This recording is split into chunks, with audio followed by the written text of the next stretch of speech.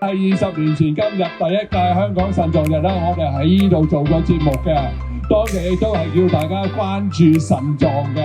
咁我哋今日呢，我作為全世界腎臟日嘅籌委會嘅主席呢，我係極力爭取20年後嘅今日，我哋講同一樣嘢，因為好緊要嘅。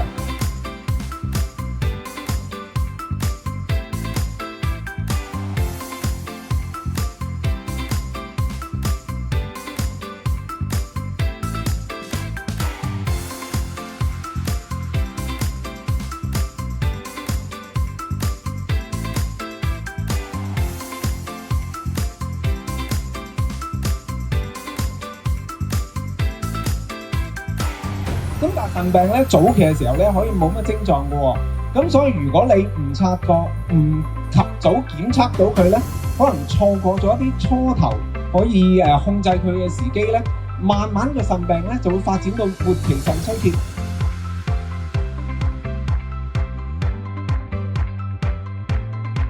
今日我哋嘅主題都係要行翻做多啲運動，就係 keep 住我哋身心健康嘅。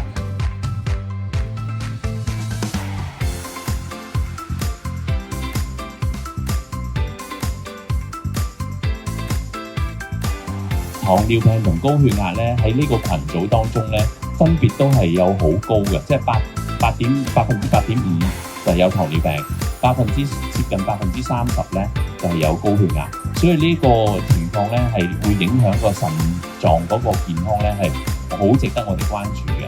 第一，預防性醫治療，大家一定咧係平時咧一定要注意飲食啊嗰啲嘢。第二咧就係病向淺中醫啦，即係今年嘅大會主題嘅。如果你覺得自己唔 OK 啦，就即刻要睇。